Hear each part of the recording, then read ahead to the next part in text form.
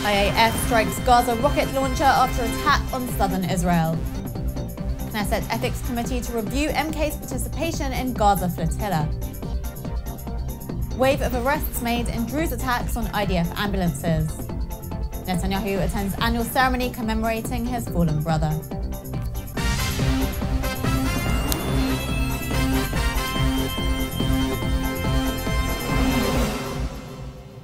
Shalom and welcome to the Jerusalem Post News. Here are the top stories for June 24th.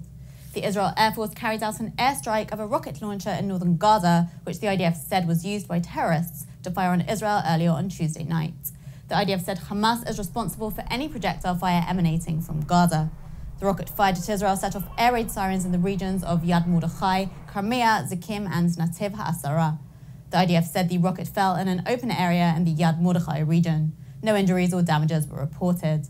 No terrorist group took immediate responsibility for the attack.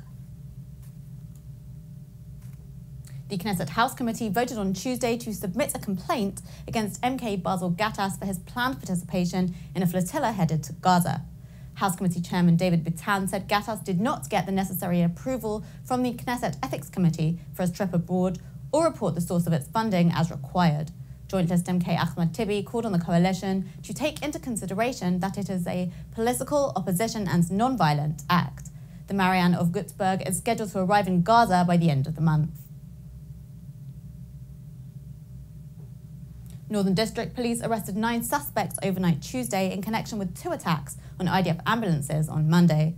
In one of these attacks, a wounded Syrian national was murdered and another seriously wounded by a mob outside Neve Atib near Majd al-Shams in the Golan Heights. It is believed that the mob had prior knowledge that the ambulance was carrying Syrian nationals and that they may have been tipped off by a Druze soldier.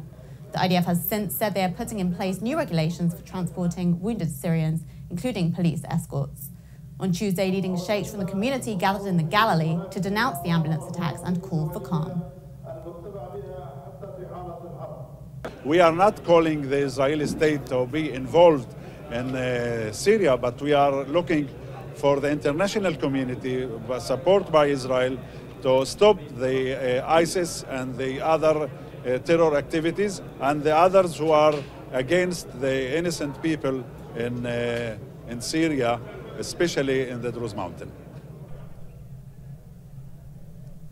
Prime Minister Benjamin Netanyahu and his wife Sarah attended an annual memorial ceremony on Tuesday for his late brother Yoni Netanyahu, 39 years after his fall in Operation Entebbe.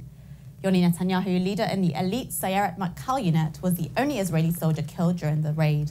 The operation rescued over 100 Israeli and Jewish passengers of an Air France jet taken hostage in Uganda by Palestinian and German terrorists. The memorial service was held at the Mount Herzl Military Cemetery in Jerusalem.